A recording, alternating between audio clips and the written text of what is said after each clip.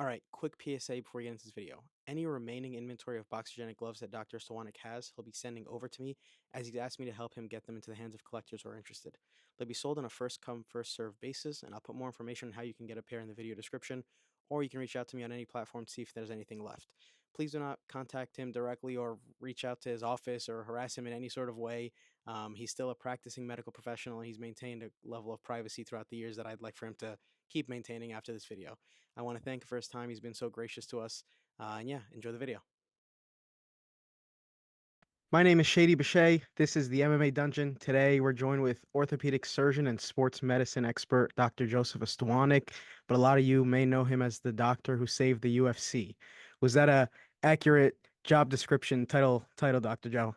Yeah, it is. But, also I like to say generically MMA Okay. because there were a lot of other startups that obviously weren't as successful as UFC, but, came and went, but used that glove. So I do respect to them and the wonderful athletes in their venues too. So you jumped right into the glove piece, and I think it's important for me to give a little bit of context, either for anybody that's watching, listening, or even for yourself, because I think I probably haven't given the whole story of how I ended up, reaching out to you and asking if we can talk and chat a bit. Yeah. So what happened is I got into MMA and UFC stuff as a viewer, as a fan, Yes. a couple years ago, and I started really like getting into it deep into the nooks and crannies and the gloves and the kits and where the events happen and attending them probably like a year and a half ago. And so I have a very addictive personality. I have a lot of hobbies. I like to collect things. And so I came across some Instagram pages that were posting different MMA gloves, different UFC gloves. And so I went down this rabbit hole. And I was like, this is really cool. I want to get a pair of gloves. And I told myself I'd probably get a pair or two. And then I kept going. I was so interested and intrigued. I kept going. And so I was like, there's no resource out there. There's no page. There's no archive that shows every glove. The UFC is not that old. It's a young sport, and so I wanted to see where can I find in one source every glove from UFC 1 until now, all the different models. Maybe not every single design because they did some one-offs for promotional events. When they went and fought for the troops, they made one with camouflage on the UFC logo. But the point is, I wanted to see every major version of the glove and how it evolved. And so I began to purchase them and search for them. Some of them are really hard to get, and you could see like on this wall right here, I have them starting from the first glove that Art Jimerson wore. That's not the exact one he wore, but it's the same exact glove model. And that was a big identifying that glove for me was a big moment because I had asked the people who I felt were the experts in this tiny little niche hobby of caring about the gloves and collecting gloves while not being fighters. And nobody knew what glove Art Jimerson had wore. And so I did a ton of research. I looked at pictures, different angles. I looked at the fights that he fought before and after UFC 1. The rules, there kind of were no rules. So that's not like anybody told him or regulated what glove he wore. And so anyway, I went down that rabbit hole. And when I got to Boxergenics, when I got to the Boxergenic gloves that I have in my little one page archive that I've built and shared with a lot of people. It was used heavily in the 90s and like in the early UFC days. Um, it was always a mystery. Like I could never find the exact versions. I couldn't line them up. And with every other glove, I kind of knew the manufacturer. I kind of knew where they came from. Ringside is a huge boxing company. The ones that came later, we'll talk about them in a second. The Owano gloves, we kind of, we knew John Owano. Century eventually came along, and now all the way up until the gloves that they just put out recently. So I always knew, but when it came to Boxergenics, it was a giant mystery. It was a huge roadblock. I could never find who owned Boxergenics, who designed them, where'd they come from, are these gloves from another sport that they were utilizing? It was just this mystery, and everybody knew what the logo, or the folks in the hobby, they knew what the logo was, and they knew kind of what was going on, but we didn't know the history about them. We didn't know where they came from. So I continued to ask people, and I continued to ask fighters even. I spoke to Mark Coleman at some point, which already was such an insane, like it felt so special to be able to talk to him.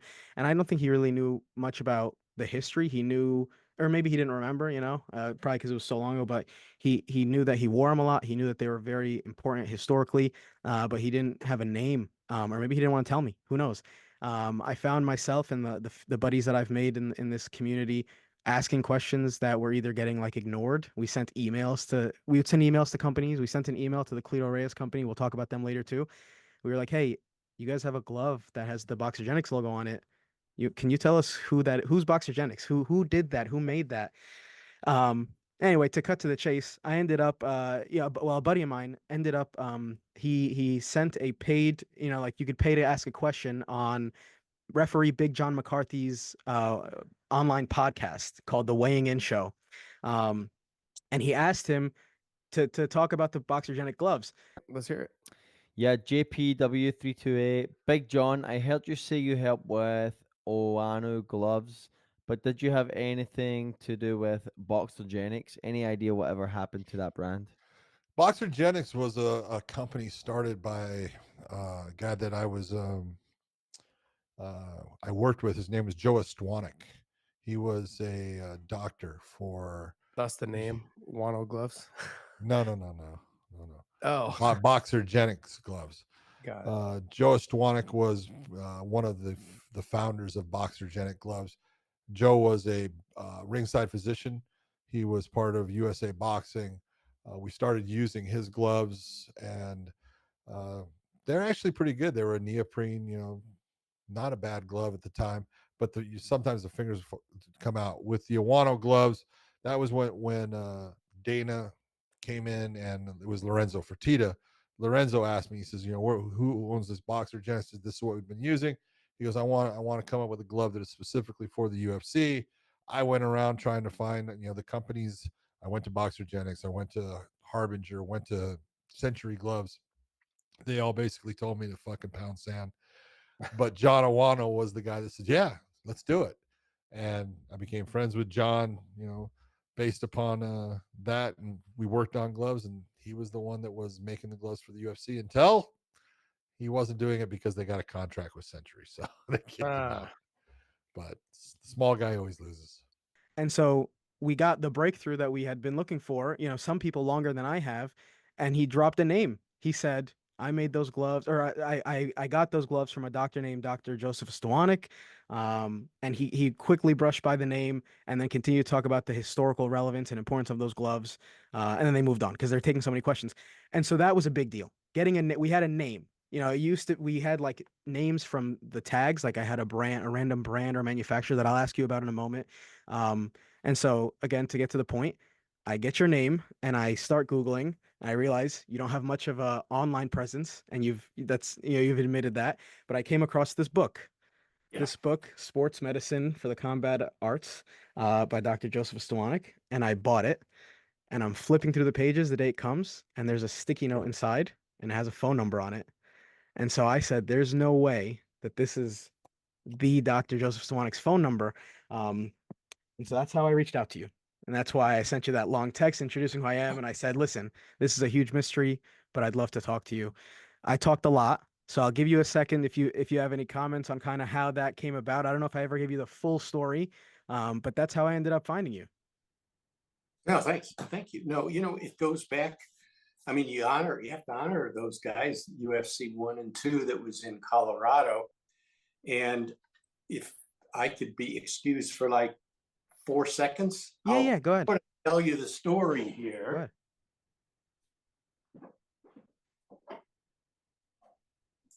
Yeah, I don't know how visible this is. It's very visible. But this is from UFC 3, I believe, maybe 4. 4, yeah. That was, and it's Wow Promotions, Kathy Kidd, and so forth. So yeah, is that a reprint, or that's got that from the event? That's an original that when I was there, I just grabbed one of the posters. Wow, that's incredible! What a piece of history. Yeah. Now you're in your office now? Yeah, I'm in my office. So yeah, that's hanging in my office, and so maybe however forgetful I get, I got myself a big old poster, Right. So I took care of 3 and 4. I came into the scene at UFC 3-4. And finally, we're very pleased to say that fight doctor Dr. Joseph Estwanik from the U.S. boxing team, he is the official boxing judge. I mean, official boxing doctor, and I'll tell you, he does a great job. He came in and gave a great talk to the fighters about when cuts are too bad, what to look out for, and when he will interject his opinion. The doctors are Dr. Joseph Estwanik, U.S. boxing team head doctor, and he will be also assisted by Dr. Tracy Asher and Dr. Brian Dalton from Tulsa. The cut man is Leon Tabs, and the referee is Big John McCarthy. And, at that time, we had a brand new sport. Mm-hmm. And, it's Vale Tudo, anything goes. Mm-hmm. So, no weight classes, no limitation. The sport, no rules. Yeah. Multiple fights in a day, no gloves, no rules, and so forth. And actually, barely any reffing as such. Yeah. And so for the sport to be accepted, because it was potentially warfare with professional boxing. Yeah. So there were political parties that had vested interests. And Senator McCain, who was a big fight fan and Las Vegas guy, I've seen him in casinos there. And he was tied to boxing. So he passed legislation saying it had to be banned, it's brutal, and so forth and so on. So to get around it, it was Wild Promotions of the very early UFC. It was Big John McCarthy. Mm-hmm. It was the Gracie family. It was myself. So we had to come up with a way to save the sport, and we had to play the game. So we had to have a glove. Yeah. And, you've got this real balance between somebody who's a striker, somebody who's a grappler, and what makes this guy happy, what makes that guy happy, or girl, but not at that time. Right. So that's how we came up with the design. And again, I was in sports medicine and knew, the injuries. I'd taken many martial arts, so I sort of, felt I knew as just a tiny little amateur, where they were coming from. And so I came up with the glove as a balance for the striker, to anybody, to protect their knuckles. But also, obviously, the grappler has to have his grip. And so some of our first early gloves ended up just with, and here's one, I believe, right here, that was made of Velcro. Yeah. Because those that were ground fighters said, I don't want my hands to slip. Okay. And so, we put on Velcro as something that would give them more adhesion. The problem is the Velcro tears. Yeah. Some of the guys, to get a guy out of the fight, if he was wearing it on his hand, would actually rip the glove to delay the fight or to disarm him. And so we'd always have to have extra pairs of gloves ready to put on when the Velcro tore. So is that different than, because I have one here that has, and I want to actually talk about process for me acquiring these gloves. Boxergenic gloves, and I think I talked to you on the phone the first time we spoke. It's like searching for hidden treasure. You can't really get them. Again, the community of glove collectors they're not fight worn gloves, just people who want these old gloves. There's a lot of people that want the old Pride gloves, and there's replicas of all these gloves made. There's even a pair of replica Boxergenics that I've seen out there. They're hard to come by, and when they show up for these crazy prices. I think I told you a pair sold on eBay 2 months ago for $700, $800. Granted, part of the reason they cost that much, or they sell for that much, is because they'll show up once every couple years. And so if there was a lot more, they might not be worth that much. And the historical relevance of them could be appreciated by a lot more people who probably would love to have one and just either frame them or hang up like me. But anyway, the point is I went down all these rabbit holes, and I guess there's this theme with the pairs that I own where it was always somebody who had them, who's a collector much older than I, and it almost always was they were like, you seem to really care about this. I don't even care about their value. I feel it feels like you'd be excited. You'd honor their history. You're building this archive. You're trying to document, a part of the sport that isn't really documented that well. Um, and they would give me, a crazy deal on them. And so that's how I ended up with two pairs. I have these two pairs right here. Well, I have the other hands that go with them too. And I want to talk a bit later about the different versions, and it seems like you already got there, but I wanted to ask, the pair that you were holding, is the finger loop for them not the same neoprene material? You said Velcro. But it is neoprene. It Oh, is. okay. Okay. They do have the Velcro wrist strap. Right. Because On the guys, inside. guys, I don't want to be disrespectful to the The women, fighters. but at the early days, Yeah. the gloves could also be stripped off. Mhm. Like if somebody's in a lock and they're trying to pull out of the lock, or somebody's pulling away, then the glove could slide off. Right. We added the Velcro for the wrist to keep the glove in place. But then Big John McCarthy, who was so helpful, he was with the Los Angeles LAPD, and they would train also, with SWAT and do grappling and use the gloves. And he was so helpful in this that, in fact, he called me one time because he was getting the earlier models as we were coming up with this, and said, you got to be careful where these seams are. We just wore them, doing some exercising, some sparring, and, they got cut. Right. Well, Right. you got to move that seam down because it's close to the striking surface. Yeah. And then we were worried about the abrasion, skin and so forth from Velcro.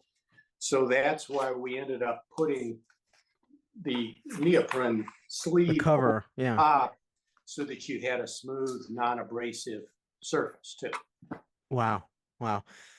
I mean, every time I see a pair, I think I mentioned this to you already too, like they look slightly different. And I guess at the time, because you're not just developing your own glove, you're developing a product that almost really doesn't exist, right? Like there wasn't a glove really competing. You're inventing the first for dedicated to this sport in particular.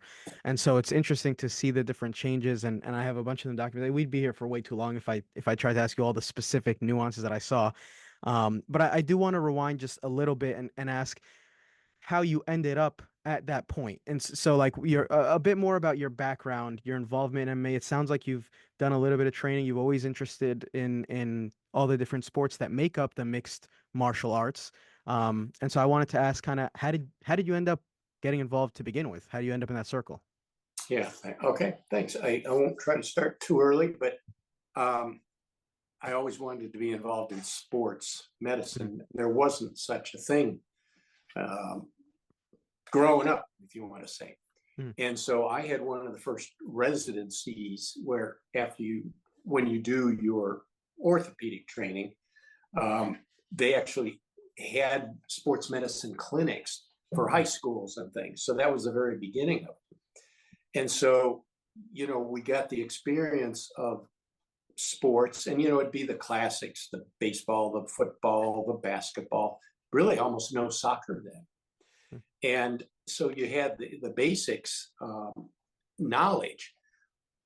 When I got out into my own practice, somebody called me and said, hey, you do sports, there's a big actually world championship boxing, Pedroza and Bernard Taylor, way back, oh gosh, I'll say 1980 maybe.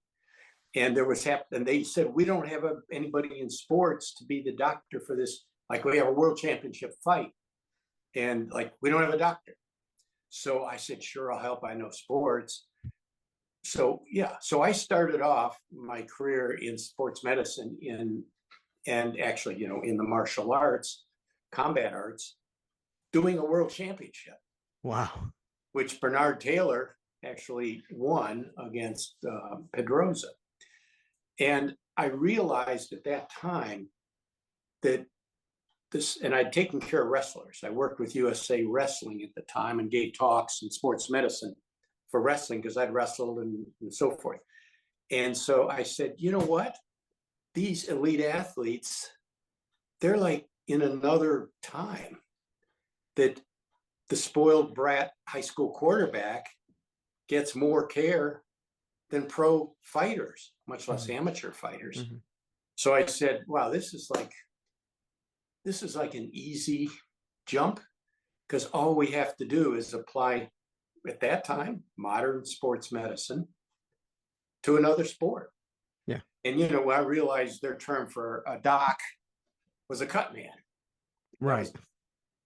And so I said, man, there's so much we can do to help these athletes. So that's how I ended up getting in boxing. And then shortly after that, worked with amateur boxers and love the kids, the amateurs. They do it just for themselves. And so ended up going to more and more of the amateur boxing too, which is, again, my love for those young athletes who, need protection just as much as a rich pro. Right. So I ended up being chairman of sports medicine for USA Boxing for 8 years, and worked a lot out of the Olympic Training Center in Colorado Springs. And actually, we started courses there on training ringside docs. So that's basically when ringside medicine began, because before then, they were a nobody to docs. So they were having doctors at these events, but it wasn't as polished, or wasn't a system that was really developed, it sounds like. Yeah, nobody knew what's going on at all. Yeah. And when you said they were like glorified cut men, it really is, can you stop the bleed? Can you make it look like nothing's going on, right? Can you stop the bleeding or something like that? Yeah, they filled a chair to allow the law to, be satisfied. Okay. So But they didn't know the athletes, they didn't know the rules, so forth. Yeah. So you keep doing this, right? And it becomes more established. I know I have in my notes the Association of Ringside Physicians. I'm guessing that came much later, right? It did. So I guess let's stick to where we were in the timeline. You keep doing this, and then at some point you get a call. There's this thing called UFC. I mean, they had 2 events before, because you were at the third. 1 and 2 in Colorado. I'm going to say Denver, not sure. And, I reviewed the films, and not to at all be critical, because it's volunteer. Right. It wasn't, again, I was used to, I'd worked with the Olympic trials in wrestling, and I'd worked, college events in football and things like that. And it was just so amateurish. Again, I'd wear a tie, I'd wear a suit coat and so forth and so on. And I looked at UFC 1 or 2 to kind of know what I was getting into. And there's a guy in blue jeans and a t-shirt, and right, probably was, one of the guys that trained, and then maybe it was a doctor. So, he's like crawling over this fence, and somebody's down. And, I knew from big time events, be it, football or Olympic wrestling stuff. You move, if you're on camera, there's a show going on. Yeah. And you're part of the show. And so, they kind of hang out. I was timing it dude, the TVs are running, Right. So get your business done. And if you need to examine somebody and do a thorough physical exam, get them out of the ring safely and let the show proceed and make your decisions. So anyway, there was so much time lost in this. So they called me and said, can you bring the structure that you use for other sports into it? So they called me to start UFC 3. Wow. And so you did that event. Were you involved within this role in any other events, or even attending, I guess? 3 and 4. And then I did other events where I traveled. I would travel for USA Boxing to national tournaments, international travel, carrying me to the World Championships in Bombay, India, Mumbai now, and the Goodwill Games in St. Petersburg, Russia. So, I was used to big shows. So it really allowed me to bring some semblance of order and protocol to the fight game. And I've given talks on this, that, you have the promoters, you've got the fighters. For the show to go on, you've got to have expertise in the professional people that are doing the lighting, doing the sound. So basically, I call my talk the physician producer. Yeah. So I'm in charge of the production for safety.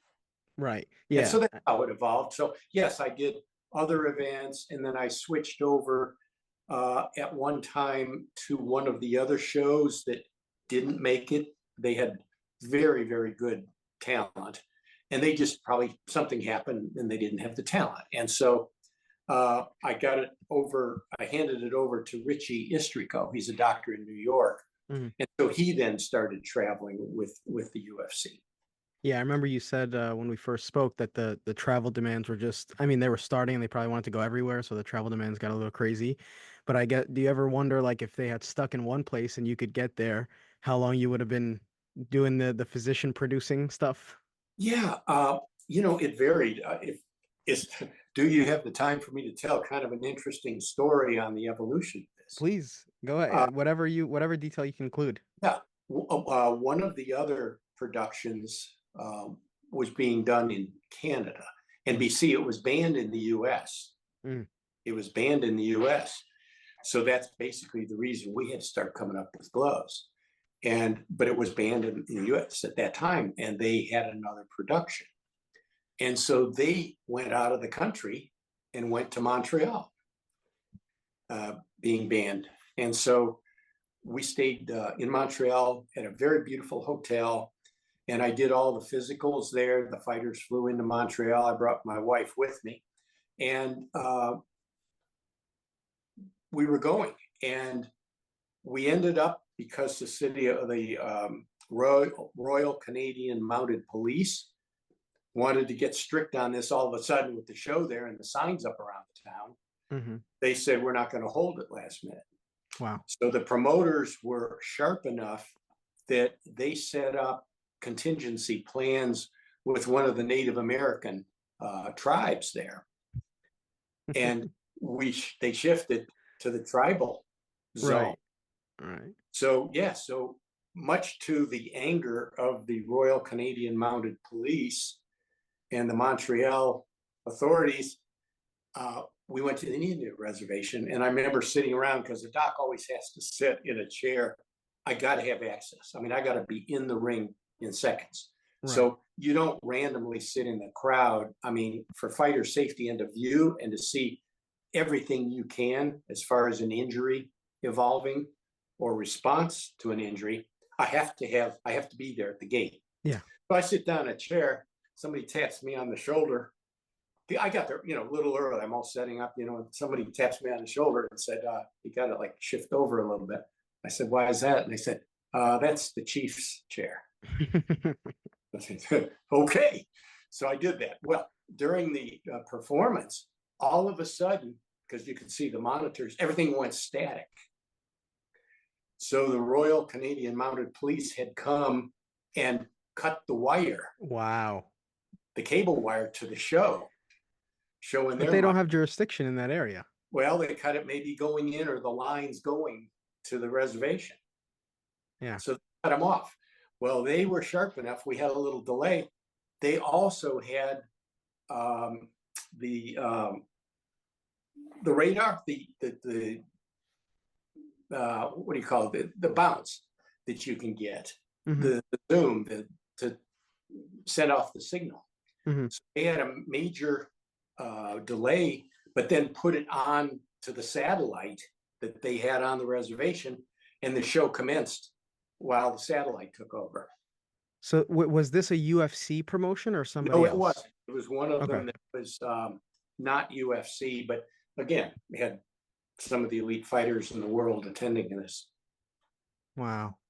That's incredible. So to finish up, we went back, successful show, had the party that night. I had to get on the plane early that morning with my wife, because I had to go back to work early Monday morning.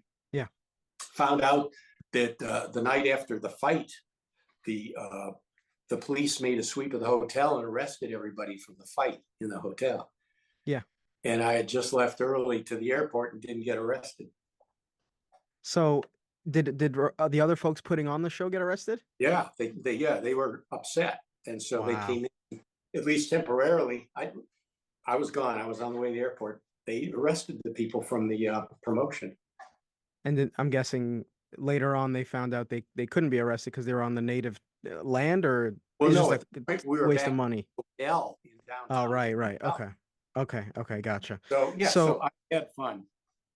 So this, I guess that would be a good point to transition to when it started becoming outlawed. At what point did somebody come up to you and say, can you do something? Like, how do you end up being the person who saves the day? It's you volunteered and said, I think I could come up with something. I know their complaints. I know their issues. I know they like boxing. Here's how I can make us compliant. Yeah, no, like everything in life, it's a team effort. No, I have to give credit to the UFC people. Big John McCarthy, who again would take cuts, testing out the gloves. The Gracie family, who had strong input as to what would allow the hands of a grappler not to be compromised.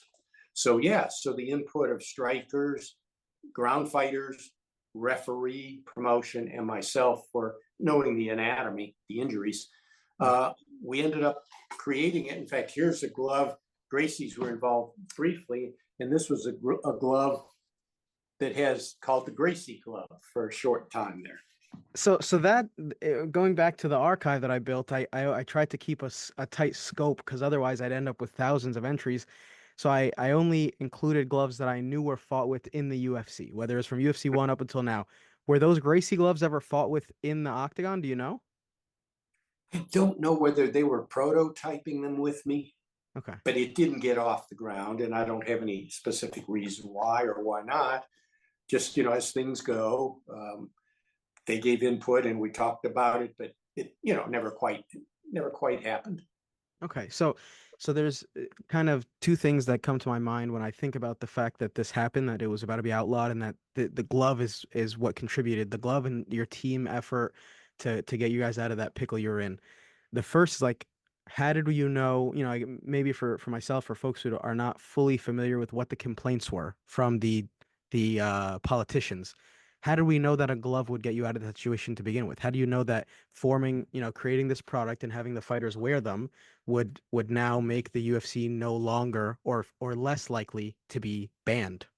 Yeah, I don't know specifically. I think the logistics quite likely would be that when the late Senator McCain got this banned, I believe the promoters quite likely worked with a specific state that wanted that event.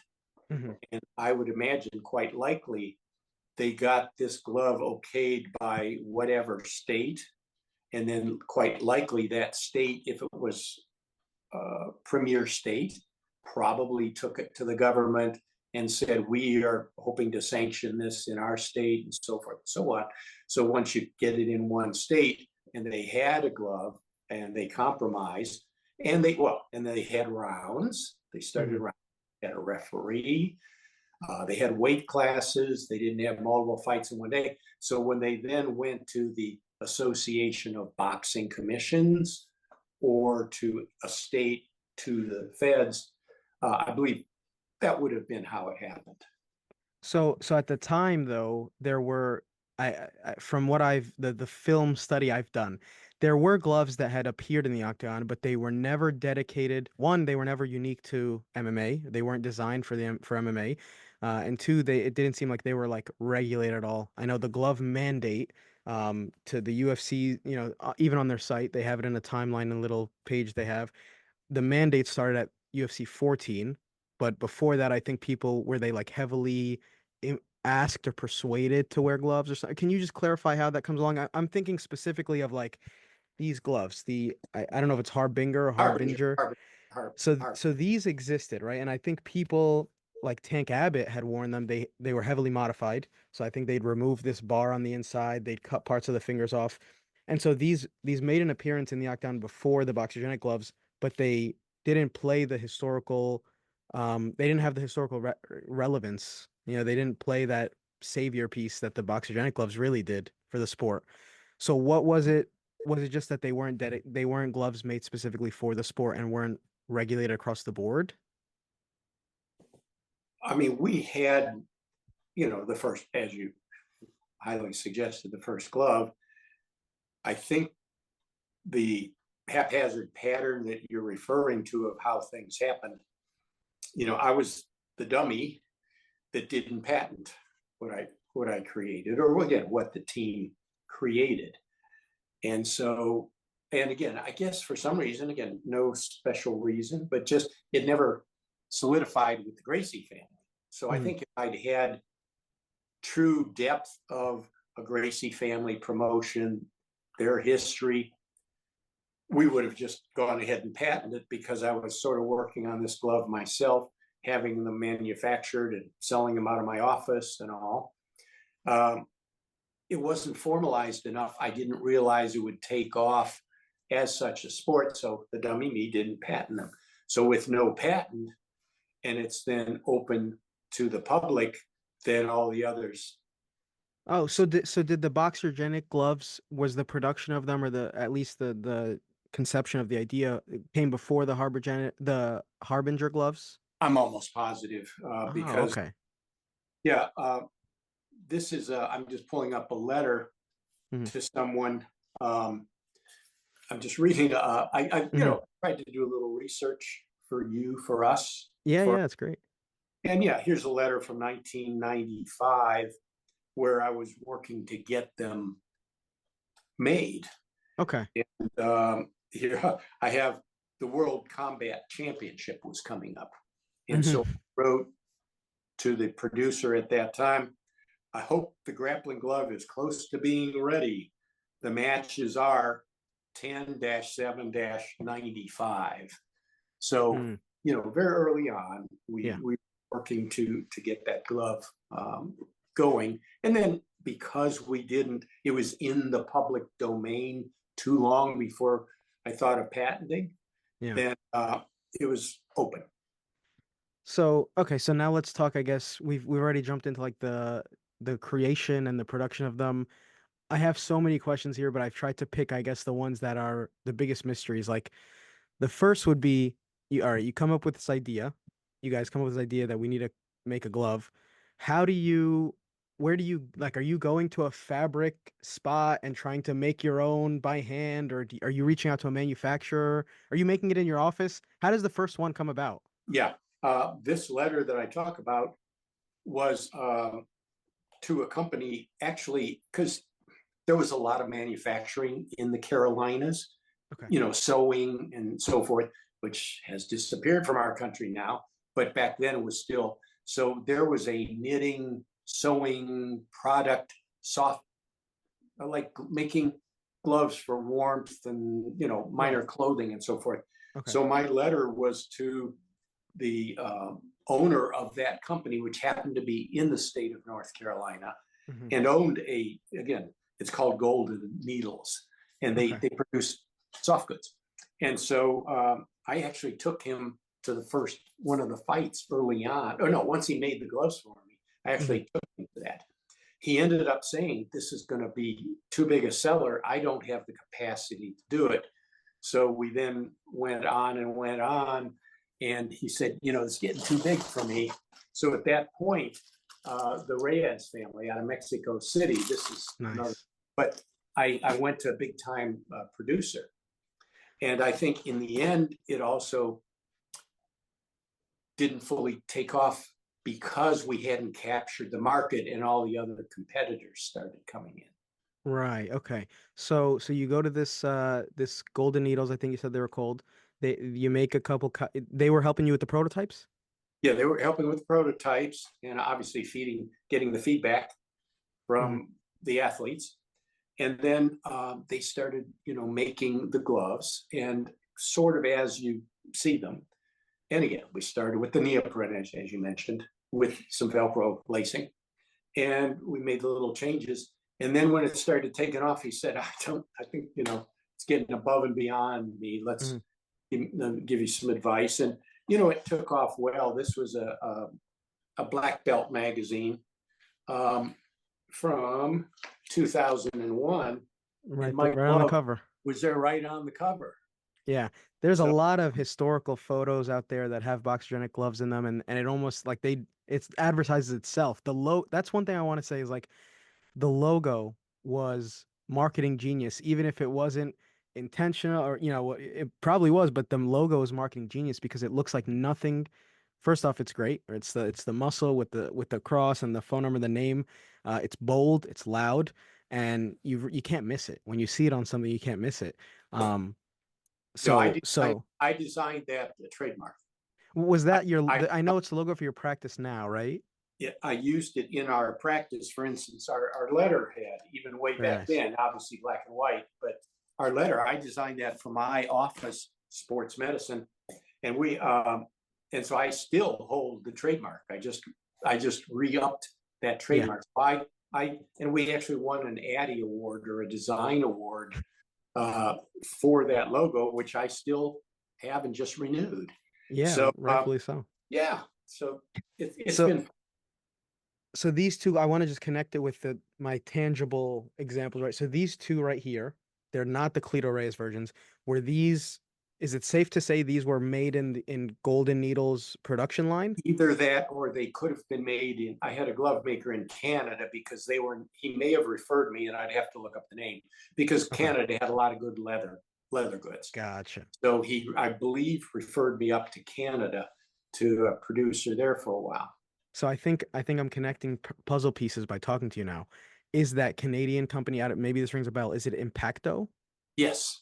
Okay. Yes. All right. So that's another that's a mystery that came about because when I received this pair, I compared it even the photos that collectors have that people like myself who have gloves just for display or for preservation of the history, we share photos with each other of the gloves because we want to notice the differences and like this is supposed to be the same. We see two pairs, it looks exactly the same, but if you keep looking long enough, you'll find some sort of variation. And a part of that I think is just the consequence of manufacturing back then, especially manufacturing a new product and development. But to get to the point, one thing I noticed about these is I have a buddy who has the exact same one. Same shape of the dorsal. I think it's the dorsal side and the palmar side. Same Yes. shape on the dorsal side. Same logo because we use the logos primarily to try to trace the versions. But I have a tag on the inside that says Impacto. Yes. He does not have a tag that says Impacto. Yeah. And so one of the questions that sat in this list for the inevitable day where I find you, where I track you down, was who the heck is Impacto? Because I found the company that I think now was Impacto, the company that as they've evolved into, and I emailed them and I said, I have a question. I'm working on a project. I am tracing down the history of gloves, and I wanted to know, are you guys related to Boxergenics? Do you have anything to do with it? They responded back and basically said, why are you asking us these questions? And I said, I'm just a nerd. I just want to know. It almost sounded like, because I guess they probably thought I had some sort of motive. Maybe somebody got hurt with it. I have no idea. But that's just been a theme. I've reached out to these companies, and it's you get silence. You get radio silence. Yes. And it got to the point where at some point, some of the folks in this tiny little community, they started some conspiracies. They're like, there's Dana made people sign something after the purchase where they can't talk about Boxergenics, and everybody was saying, but the reality is, it sounds like it just was never documented well enough, and the companies have switched hands so many times, and the owners have switched hands, and then you not being so present on the internet and on social media, it just never got recorded. I don't think there's anything sinister about that at all. I think that, again, the smaller, home base in North Carolina said, I got a buddy that does a lot of good quality leather work. Let's get it up there. And then at some point, they were manufacturer only with no significant marketing arm. And so I think probably what drove me is and I knew the Reyes family. I've been to their home in Mexico City about productions and things. And so I said, heck, they have marketing too. So we sort of tag teamed on that. So the order roughly, and I know I'm like heavily focusing on this, but it's all, I think I sent you a picture of the archive, and really my goal is I want to know the order of things. I want to know, it would be great to know like the exact dates that things switch over, but I can imagine that's very difficult.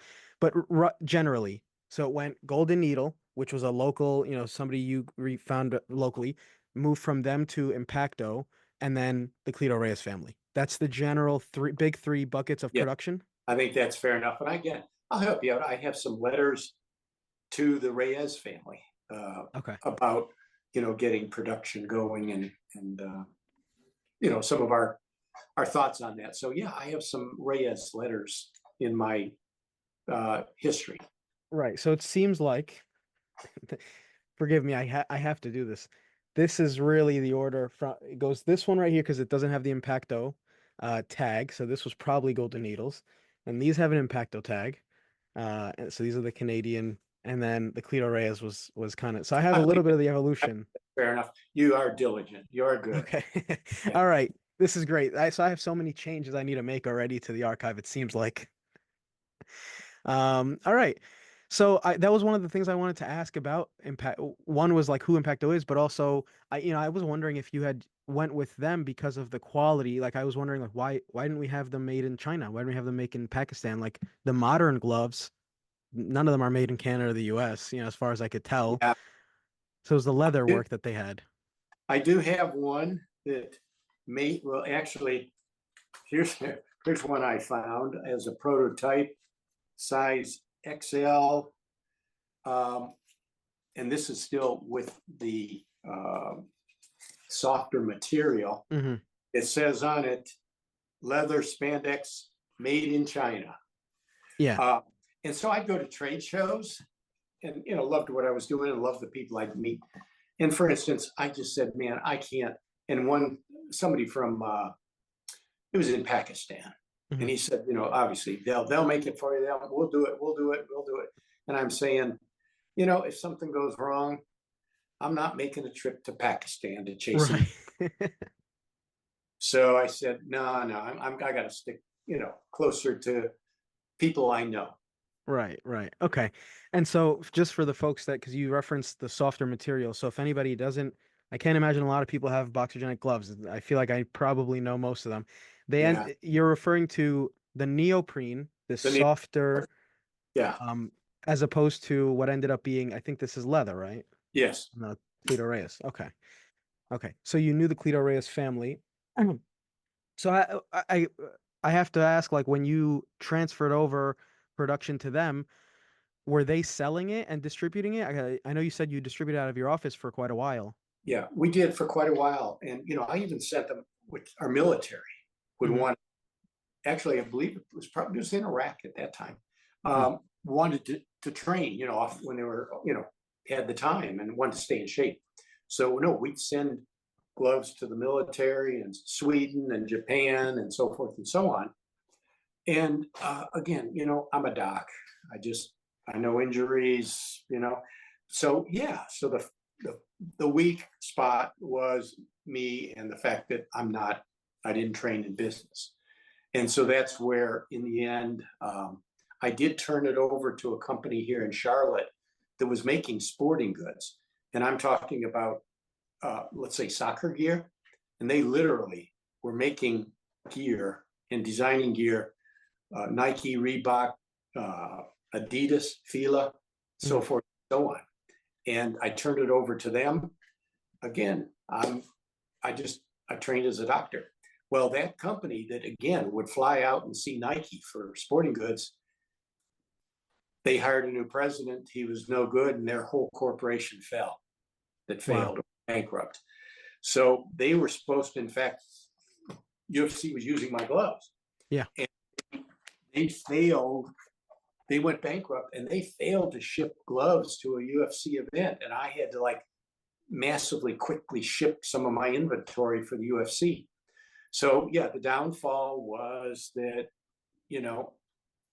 the company I chose to do the marketing, for which I had no training or any quality to share, they went bankrupt. And so that's where it sort of ended for me. Yeah.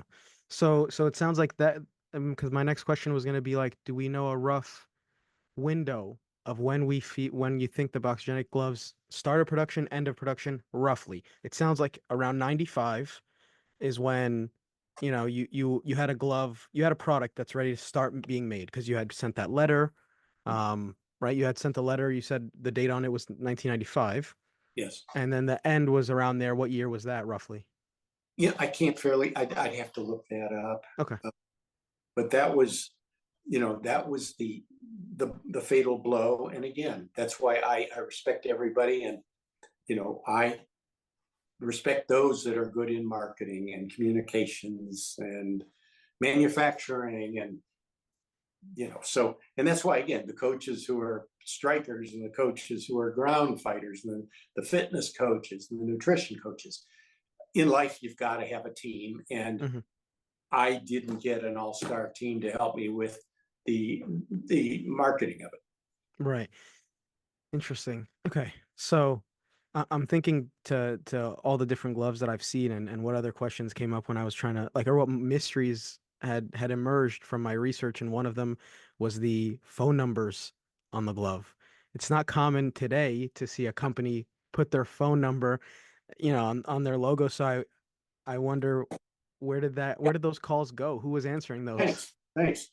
Yeah, here's a write-up on my boxing gloves in a Black Belt magazine, because I did a lot of sports medicine articles for Black Belt. So this was from 97. So I had my own company. I'm just looking through. And so, for instance, here's a Boxergenics ad for the company. Wow. And so this was the grappling glove, my book, ankle training wraps, pads. So you had emerged into a wraps. bunch of other products too. So I created other products, and this is from 99. So yeah, so the company was selling it. And again, it just got too big for me. And don't forget, I'm a surgeon. So like I'm up at night, in the middle of the night, running, doing things and seeing patients all day, and going to the hospital to make rounds, and traveling with United States Boxing around the world. So I didn't shift gears and get it off to somebody soon enough. Yeah. But the phone numbers, and one thing I noticed, by the way, is, like, again, I tried to use every detail I could. These phone numbers would change. They were different numbers based on what gloves they are. And so, I would wonder sometimes, because I've went through many different iterations of, here's the 4 versions that I think he made. And then it looked like the numbers swapped back and forth, but I was like, there's no way, it doesn't make sense. So it had to be these 2 gloves, then these 2 gloves, because he's not going to switch back. The point is, where did this go? Where did these calls go? Were they going straight to you? Those were our Boxergenics business. I had a portion of my office, a large area reserved, and had 2 people working there. Okay. And so we were getting orders from Black Belt magazine and everything based on my marketing and ads in Black Belt. So we had, at that point, an assigned phone number for them to call to our personnel, who were actually sending them to, to 8 or 12 different countries too. Wow. I've probably called that phone number as many times as it died. You know what I mean? It died. Of course. I switched over to Reyes and so forth. Yeah. No, it was desperate times. They had called for desperate measures before I had a name, before I knew, Dr. Joseph Estwanik, and before we asked that, we got to where we are. Again, like I'm telling you, I emailed Impacto, the modern company, and I'm just like, give me something. Tell me how this glove ended up in the octagon, and why do I own it now? And it was always just silence. So I was calling these numbers and looking at you had 2 different numbers, it looks like. Yes. And that, so that was it. But, again, you live and learn. It just teaches me, and for anybody in any skill, stick in your lane. Yeah. That's incredible.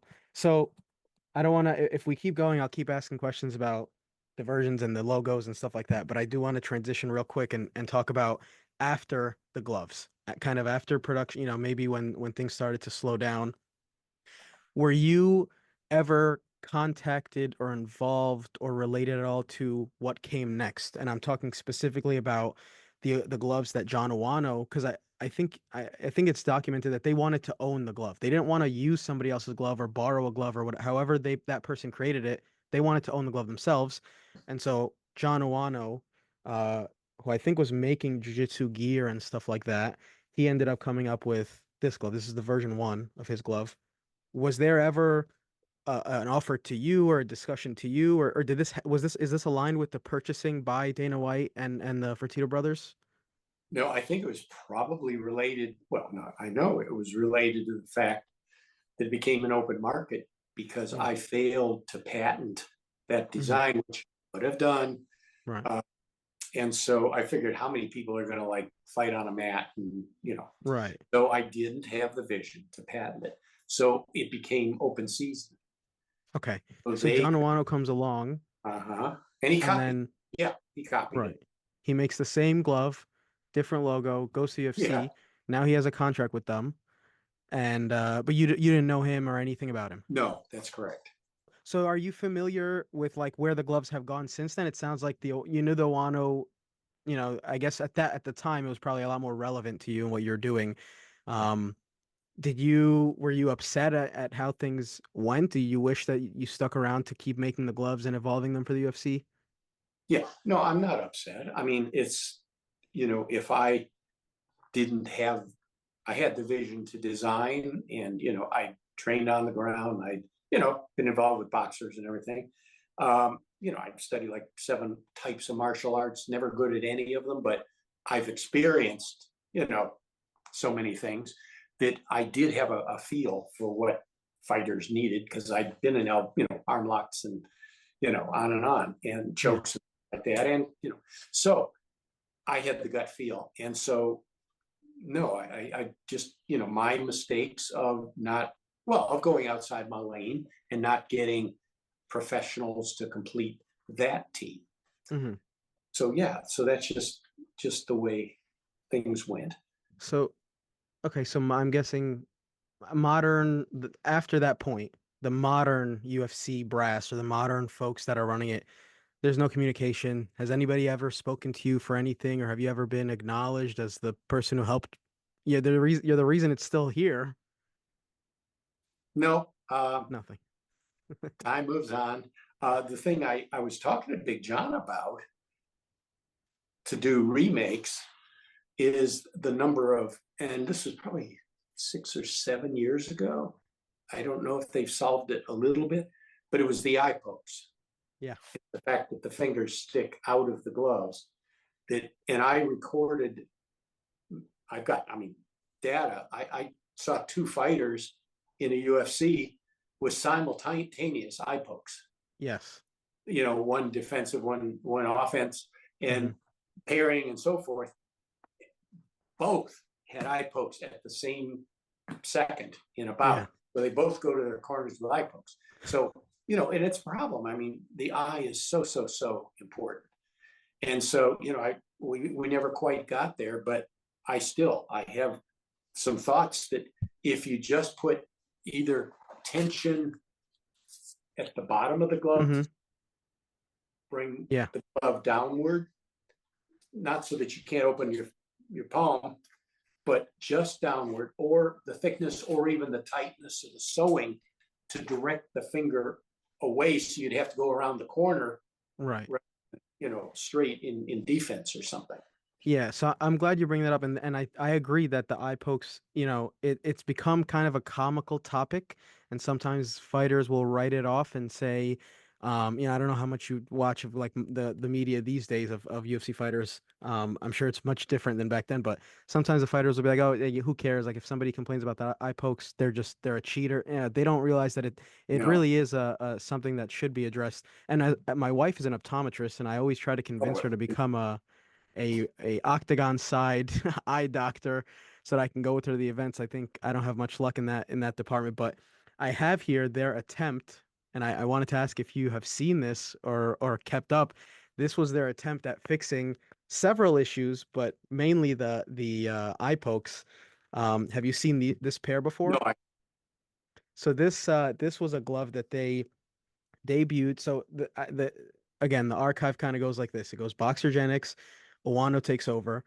I don't know if Owano gives the designer because again, lack of patent, Century, and they make a lot of sporting goods. Actually, I see sometimes Harbinger gloves with Century tags in them. So I don't know if they ended up I don't know if they're buying all the small companies out, but they're a conglomerate. They're kind of a giant sports production company. They make heavy bags and things like that.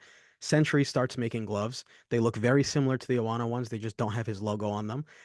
So they maybe they John Owano'd John Owano. And then from Century, they start working with Daiko. Again, it's this weird thing where like the gloves look exactly the same, but the tags are different. So I don't know what's going on there. And then they finally come to these, and these, the box has the name Century on it. The papers have the name Daiko on it. And then Dana White and his team released them with the name Vices. All these brand names are being thrown out. You never really have a clue who made them. But the point is, they debuted these in May. I think it was May. It was maybe no, actually June 1st, I believe. June 1st at UFC 302 in Newark, New Jersey. I had the privilege of being there. And they immediately were hated by everybody because there was no knockouts on that card. There was zero. And people took the sample size of one card and compared it to a bunch of other cards and said, the new gloves broke they broke the sport. There's no more knockouts. They've killed them. And they also didn't prevent eye pokes because eye pokes kept happening. And I don't know, I can't tell Yeah. where they thought the eye pokes would go away because there's not enough of what you're describing to avoid that.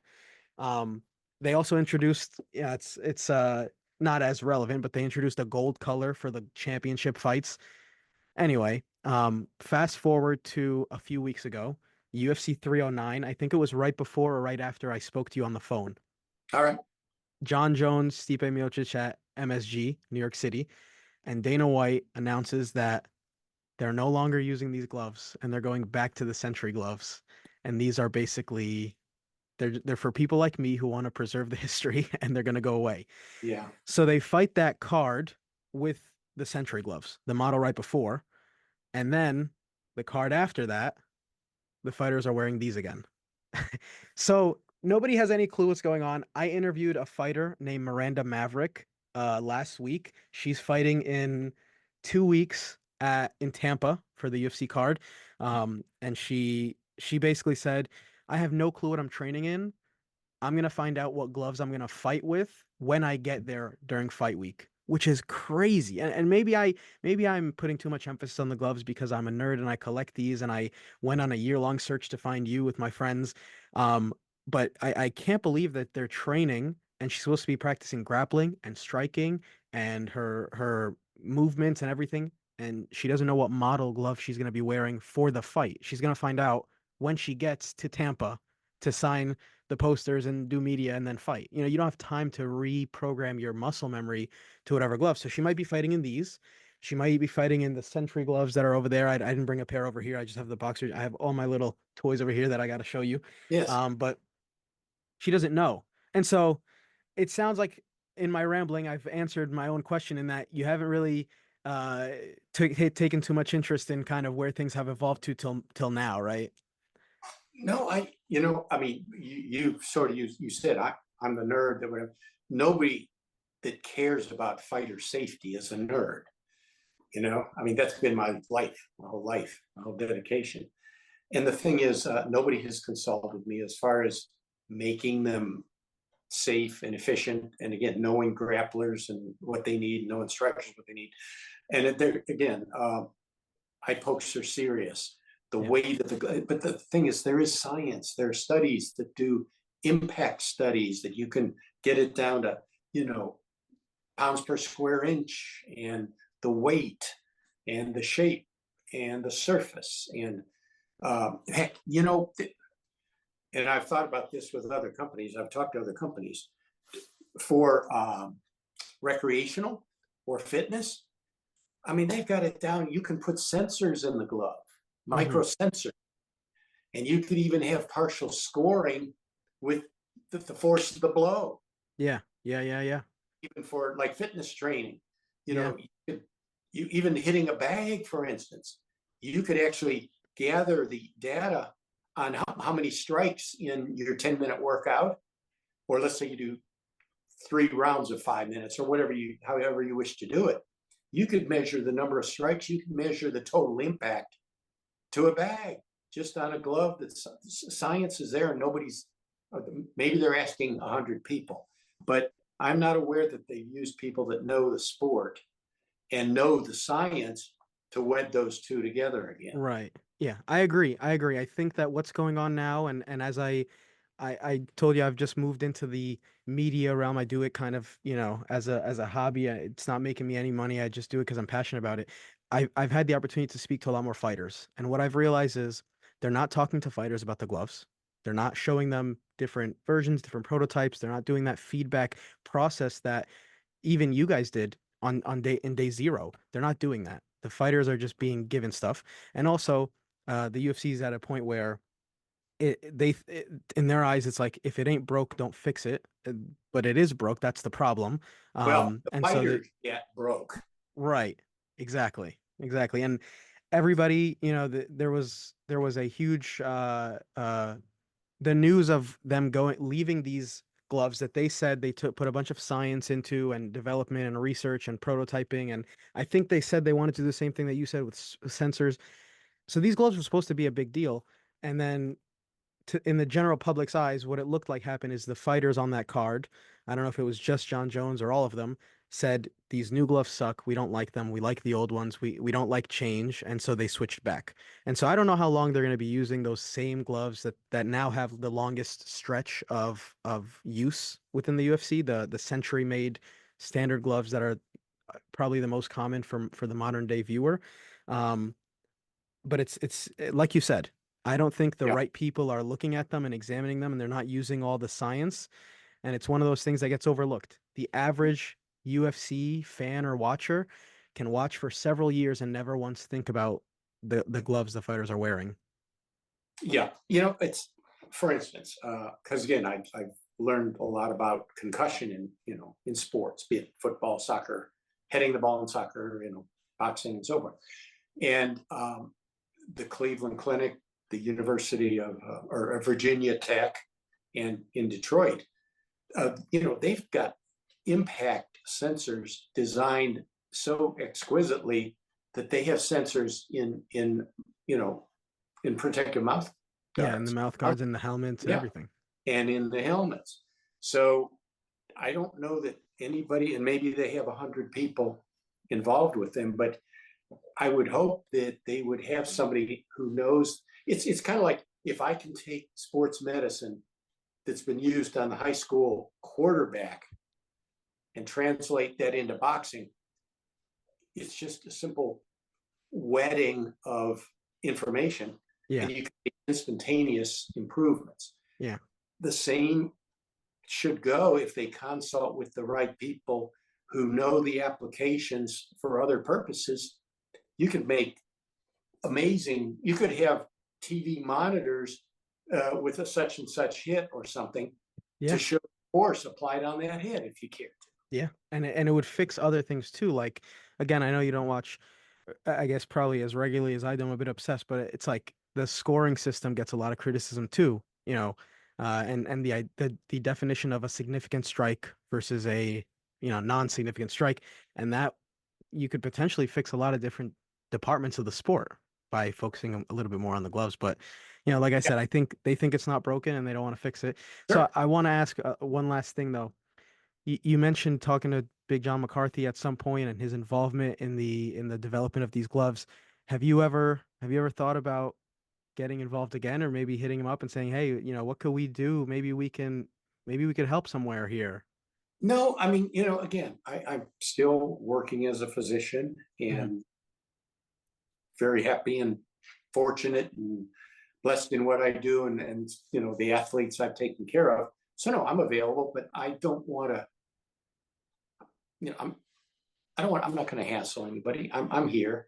And again, I have such high respect for John. Every time I worked with him, and I had him as a guest speaker, he was a great teacher to our Association of Ringside Physicians internationally. We have our meeting, and he's been a guest and been so instructive. So no, he has so many good ideas, and it's always good to work with good people. Yeah, I think Big John McCarthy and yourself, you guys are two people that have such a, again, historical relevance and are so important. That's why I kept looking and looking and looking. I was like, there's no way we're going to ignore these gloves or who made them or who we can thank for them. But yeah, you and Big John McCarthy, and with the, the rules that he has established, I think it's unfortunate that, someone could be a fan for so many years and have no clue the folks that are putting this on. The fighters, of course, are, they're sacrificing a lot, and the point is, I think they get appreciation, and because they're at the forefront, but it's the behind the scenes stuff. And even Big John McCarthy, sometimes I'll bring him up to people, and they remember him as a ref, and they knew he was a ref, but they don't know, Yeah. he was over there with Dr. E making the gloves that saved the sport. He wasn't just reffing. Right, right. And he made the rules, and again, it's just so good. And, again, it's like it's in my blood. I can't help but this way I think. The fans may feel a fight is really, important, and that was a dramatic fight and so forth and so on. The fact is, I still have to worry about the safety of the fighter, Yeah. because they get a career-ending injury on one day, Right. and their crowd appeal is gone because they're no longer a competitive athlete. Yeah. So somewhere that balance, you say you didn't get the knockouts and so forth. Wonderful, wonderful. But the fact is, was an athlete damaged to where he can no longer continue in the sport and communicate with his fan base or Yeah. her. Yeah, So absolutely. everything's a balance. Mm-hmm. So speaking of the balance, where are you now? What are you doing? I know you still have your practice. Um, what are you up to these days? I think you said you're slowing down with the practice, it sounds like, or no? Yeah, I'm not performing surgery because I Okay. wanted to be free to travel and, just not have the responsibility of somebody who I put my name on when I operated. It's my Yeah. little signature there. I didn't want that responsibility. Right. So I'm free to go. So no, I'm doing independent evaluations, like second opinions, Mhm. so that I don't have a responsibility to that person other than to give an opinion at that time. And I'm kind of like I have fun. It's like Columbo. I'm Yeah. the private investigator. I will get referrals, a lot of fun ones, about how come this airline personnel who had a knee scope hasn't gone back in 2 years and is still on narcotics? Gotcha. Okay. Okay. Or how about this gentleman who can't raise his arm, has surveillance film with him loading mattresses in his car and taking trash out to the dump? Gotcha. Okay. Very So interesting. I'm having fun. Yeah, I'd imagine it's like another version of, it's a mystery, right? It's a game you're playing, a Yeah. puzzle you're solving. So Yeah. no involvement right now though with like even the boxing world. I know you're on some boards, it sounds like. Yeah, I just resigned from the WBA, World Boxing Association, on the med staff, just because I've done it so many years. And and I couldn't get to, I didn't want to go a lot of the international meetings. Mhm. But, I still just always think about and am there to help amateur and pro, men, women, older age group, and the youth. They're all Okay. out there, and they need our help.